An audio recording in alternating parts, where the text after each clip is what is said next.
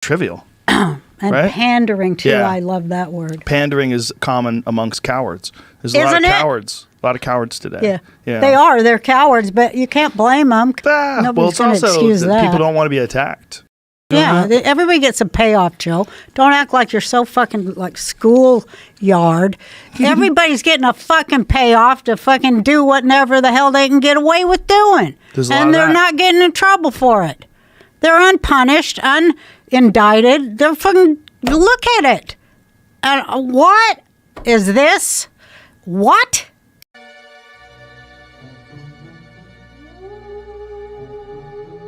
There's no way people went on the moon. There's no way. There's no way people went on the moon. There's no way. There's no way that was a hoax. There's no way. There's no way that was a hoax. There's no way. There's no way that was a hoax. There's no way.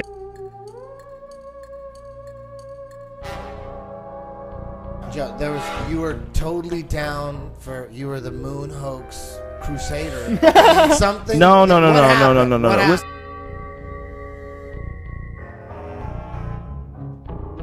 Hold on, Eddie. This Japanese satellite that all these hundreds of scientists worked on for like a decade. They faked moon landings. They shoot it out into space. Pandering is common amongst cowards. There's a lot of cowards. A lot of cowards today. Yeah. If that's real to you, man, shit. You don't think it's real? They faked 6 moon landings. Stop saying that because it's irrelevant. Stop saying that because it's irrelevant. Stop saying that because it's irrelevant. Now, you were a moon guy for a while, right? Is that what made you make the switch from like being a moon landing denier to like That's a good question. Crazy if you don't. No, I don't think we're crazy. Pandering is common amongst cowards. There's a lot of cowards. A lot of cowards today. Yeah. How much have you looked into how much work was done to try to put satellites into orbit? So you think we went to the moon? That's not what I asked you. I said, how much did you look into that? Do you think we went to the moon? Eddie, answer my fucking question. You don't answer my question? Talk ridiculous. So you're talking in circles. Okay. You're talking in circles. I am? They don't have the telemetry data from the Apollo 11. Isn't that like the most important data? Isn't that like the most important thing? A huge technological achievement. They landed a man on the moon, brought him back, and they're missing the telemetry data? 14,000 something reels? They're missing a lot of that stuff was not because you can't fake it. You can't fake the telemetry data. And 14,000 reels of telemetry data for the most technological achievement in human history that's not stored in the Smithsonian Institute. It's not stored in NASA Vault. It's not labeled. It's not under lock and key. It's not in a gold vault. There's nothing weird about that. Now, Bill Clinton, in page 100, I think it's 156 of his book, My Life, he gives this story about how when he was a kid, he was working with this carpenter. And this carpenter said, you know, I don't believe man landed on the moon. It was 3 months after the moon landing. And he said, I thought that guy was ridiculous. He said, you know what? I don't believe anything those TV fellows show you. He said, after 8 years in the White House, I thought maybe that guy was ahead of his time. Wow. This is in Bill Clinton's autobiography. Wow. This is in his book. There's no way people went on the moon. There's no way. By the way, it's impossible today. China wants to go back to the moon. They don't even have a clue how to do it. They're going to try to get there in 2020. America thinks we could possibly go back in 2017. The astronauts, I mean... Those guys are afraid of their lives. Gus Grisham, the pilot who was the guy who died on the launch pad along with 2 of his friends, he was a public critic of NASA. He put a lemon, he hung it on the simulator, put a lemon and put it on a hanger and hung it. He was dead in that same cockpit. He died like 2 weeks later. He burned to death inside of that. They were terrified. This is a matter of life and death. These guys were in the middle of a huge Cold War between Russia, and they wanted to show that America had technological superiority. There's no way people went on the moon. There's no way. There's no way people went on the moon. There's no way. Pandering is common amongst cowards. There's a lot of cowards. A lot of cowards today. Yeah. Neil Tyson, thank you very much for coming on here, man. This is an honor. This is a blast. I think the universe is going to explode. You are, for sure, the most requested podcast guest ever in the history of this podcast. So Brian and I have been doing this for 3 years, and we have come full cycle with your appearance here today. Right. Like you're very important. I don't know if you know how important, like, the cool guy scientist is. I can't tell you how many times. Very important. No, so I have evidence of how important that is. In the Saturn V. No, I'm a retard. Listen, if anybody has any real sense, they would look at it and say, "There's no way that was a hoax. There's no way. There's no way that was a hoax. There's no way." There's no way people went on the moon. There's no way. There's no... Joe, you were totally down you were the moon hoax crusader. I mean, something. No. Listen, But it's very fun to think that it's a conspiracy. I don't want to hear your heaven deal. I don't want to hear your space deal. Yeah.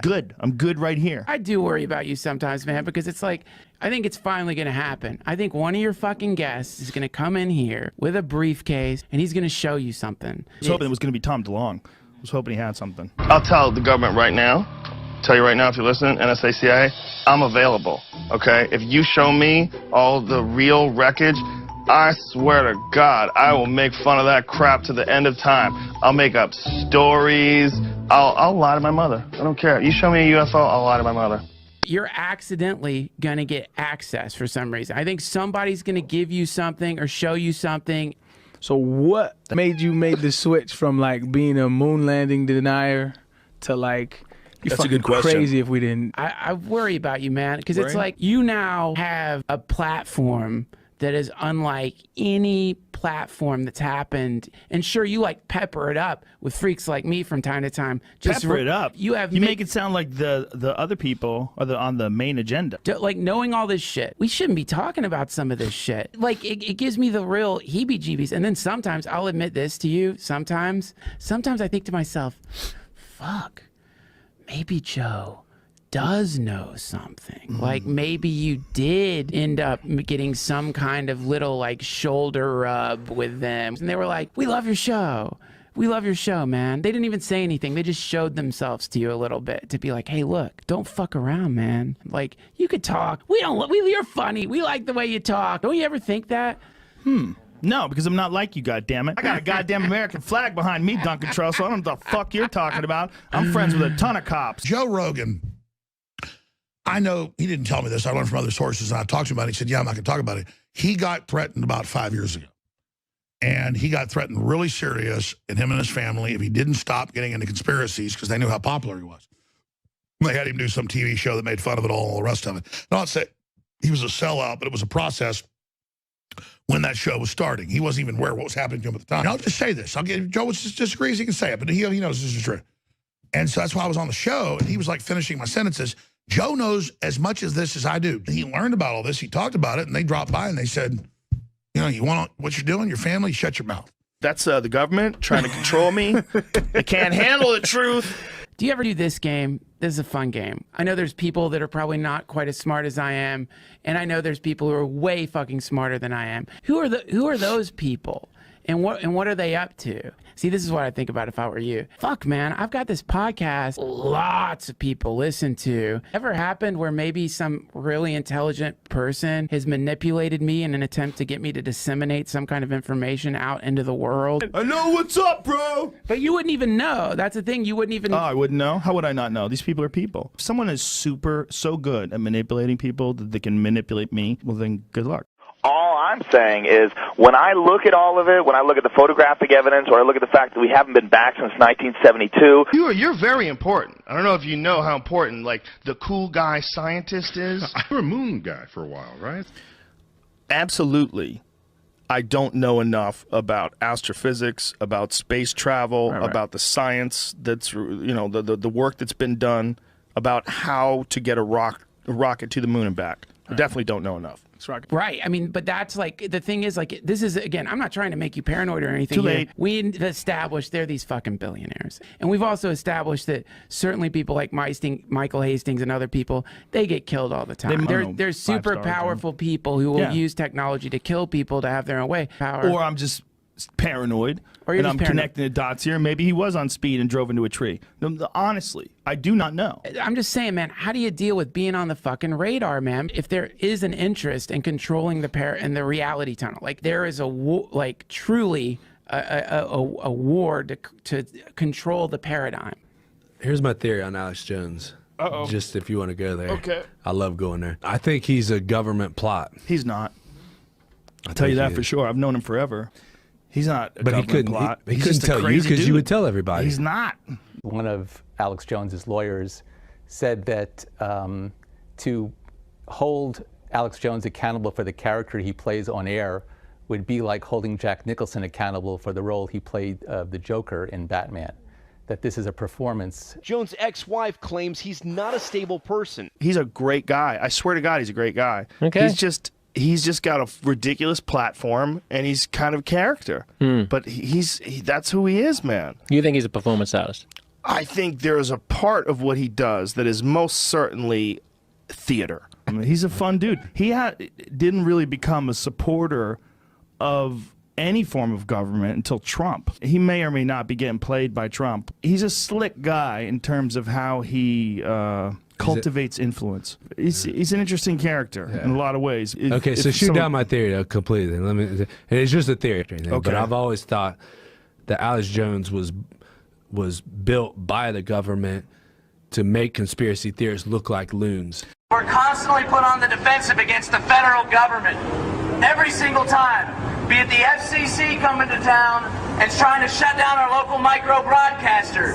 Be it the National Highway and Traffic Safety Administration coming to town and trying to shut down and train the police officers to do blood withdrawals. He didn't used to make them look like loons. Really? No. He was much more. It started with 9/11, though, right? No. I mean. But nobody cared about him before. He was on AM radio. And I was on one big radio station. It was killer. It was all over the newspaper. Had huge ratings. And they come to the sales guys and they go, look, for a year, you've not been behind Y2K. And you're not letting us have all these big sponsors, and you're going to basically be fired if you don't let us endorse these sponsors and have them on air and say you believe in Y2K. Hold on a second. So these sponsors were like doomsday stuff, like canned food and shit, and bunkers and everything else. So Jesus I already Christ. believe in food So they stuff gotta in push case there's a problem. Y2K. But You let gotta me push tell you what that happened. Let me tell you what Y2K. happened. Y2K means. But the station wants to make all this money. 500K. Okay? So the station made you push Y2K. Wow. Well, but let me go further. He's right about a lot of shit, and that's what's so confusing. Right. Like, he is absolutely right about what they call agent provocateurs. And they sent in government agents. You're not part of the team! You're not part of the team! Because the whole time I was there, I had like COINTELPRO poking me and getting in my face. I don't care. You should be listening to that, Alex. So you spoke anyway. Whatever. I got some video. I mean, the whole thing is incredibly fascinating. Well, you sitting here on the enemy. That's a diversion. That's a diversion. This is a real tactic that governments and intelligence agencies use. Yeah. But this is how governments work. They've always worked like that. This is how intelligence agencies work. I met him in '98, and he was doing the same shit back then. Nice. I mean, he's always been around doing that. Right. But the one thing I always say is I don't put anything past our government. The New World Order, which is deadly. It's full of what you call people who are criminals. Well, this is what I'm coming to. It's full of criminals, etc., who seek to run the world and will kill anybody who gets in their way. And you are almost, and have been, a lone crusader powering against them. So how come? How am I alive? How are you still alive? Why am I alive? Well, no, which is yes. Listen, Why am I alive? which is the explanation? One, they don't exist. Or two, you're part of the conspiracy. No, let me tell you a story. Hey, listen, I'm here to warn people. You keep telling me to shut up. This isn't a game. See, I always look into it a little bit, and then I'm like, you know what? Like, the government probably did this shit, whatever. There's absolutely been conspiracies that are real. For sure. They probably did a lot of shit that we don't know about, that we're not aware of. The smart criminals go to politics, the dumb criminals go to jail. Politicians specifically are so good at not really lying, but like, they're right on that gray area. But that's also because you can lie. Do you have any people paid by the CIA who are working for television networks? This, I think, gets into the kind of getting into the details, Mr. Chairman, that I'd like to get into in executive session. There are 5 giant multinational corporations who control virtually all 14,000 radio stations in America, all 5,000 television stations, 80% of our newspapers, all of our billboards, and most of the large internet content providers. So there are 5 guys who are deciding what we hear as news and information. Pandering is common amongst cowards. There's a lot of cowards. A lot of cowards today. Yeah. that's when you go, wait a minute, your priorities are totally screwed up if you're worried about telling the American people important things because your source might not talk to you anymore. Well, you know the Breitbart story. I do. I don't like getting conspiratorial. Speaking of guys who aren't reporters, though, I mean, that drives me He nuts. wasn't a reporter, I know, but it drives me nuts. But what's weird about the story is that the guy has a heart attack, and then his coroner gets poisoned. The guy's coroner was the dies. coroner poisoned or did he die? I'm pretty sure it was poison. Let's read sounds it a up. little Breitbart. conspiratorial to It me right does, there. but listen right away to your reaction, which is fascinating. Well, you're talking about a guy who's maybe releasing very sensitive information about very powerful people, and you're like, that sounds conspiratorial. Well, it does, but it's a natural listen, inclination. I'm not saying you're incorrect. I think a good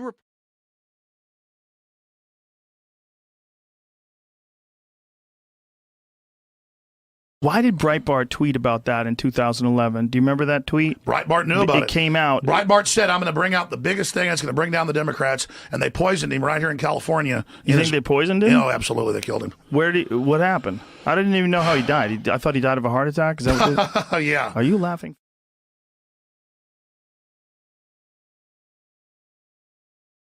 It's pretty disgusting and sad to see how much Joe Rogan has sold out. He is now standing up for the satanic freaks that run Hollywood. I saw his podcast recently where he's standing up for actress Allison Mack, who was just recently been involved in that sex cult scandal. And I'll show you the clip here where he is pretty much standing up for her and saying, oh, well, if that's just what she wants to do, shouldn't we just, where's the line where we should draw saying that's wrong and this and that? And it's just disgusting. He is such a sellout. Joe Sellout Rogan is his name for a reason. I mean, here's this video, extremely long-winded responses. I'm not going to play any of it now, but Joe Rogan, why he changed his stance on the moon landing, used to stand up for the fact that it was a complete fakery. But now he's completely sold out because he's gained more popularity, and so he's either been talked to or who knows the reason why. But actually, integrity lies. It lies in himself. He's selfish. He wants to know the truth, and he would lie even to his own mother, know the truth. And that's just about UFOs, let alone if they actually came to him and told him, you've gotten too much popularity, you need to shut up about this stuff. His friend Eddie Bravo talks about conspiracies all the time, and we hear Joe talking against him, and all the idiots on Joe Rogan's on his panel or whatever. They all are just everybody except Eddie Bravo that has no idea what's going on. Some of them have been hit too many times in the head, and the other ones are just complete liberal morons. But let's listen to this clip where Joe Rogan stands up for this Allison Mack sex cult, sex freak, part of the satanic elite in Hollywood, and let's hear what Joe has to say about that. And there's bad language in this, and they're talking about sex and stuff, so if you don't want to hear it, you should probably click off now. Let me ask you this. If you run into a bunch of girls, okay, say you're this girl, and your thing is like being in a cult with one master who gets to fuck all these women, who's to say that you shouldn't be into that if you're her, right? I know. And now who's to say if she goes and talks to a bunch of other girls and talks them into having sex with this guy, why is that bad? That's what I'm saying. Was she it's get not into what you the want house? your daughter to do. It's not what you want your sister to do. But so Joe Rogan thinks it's cool that people are part of sex cults, and if they want to be part of a sex cult and follow some certain guy, then why should that be a bad thing? Well, it's weird because it's a sex cult, Joe Rogan, and that is not the way that things are supposed to be. People aren't supposed to be living their lives like that. It's not positive. Do you think that helps these girls and all the people involved in that? They're with who they are, being part of a sex cult and being branded and raped and forced labor. Pandering is common amongst cowards. There's a lot of cowards today. Yeah. And ladies and gentlemen, we are still sponsored by the Fleshlight. Before we even get started, we got to talk about the rubber vagina that we use on a weekly. I've been using it weekly, especially weekly. How many times a week? Double day. I'm up Double to day. twice a day now. No wonder the fucking thing is falling His apart. is falling apart. You fucking that tropical hump. I know, that's why it's ridiculous. Yeah. They're sending that crap to me. But you're professional, even though you pretend not to be. I pretend? Yes. Interesting. Is that your perception? Yes, I'm it is. pretending not to be. Assess me. That's your shtick. Oh, my shtick is that I pretend to not be professional? No. Your shtick is you pretend to be outside the box when I believe that you're more inside the box than these melonheads listening know or realize. Well, like, you're an enigma inside a, what's that saying? A riddle? Yeah. Wrapped in secret sauce? Correct. Something like that, yeah. You ought to, and I only mean this metaphorically, kids. You ought to swallow a fucking revolver.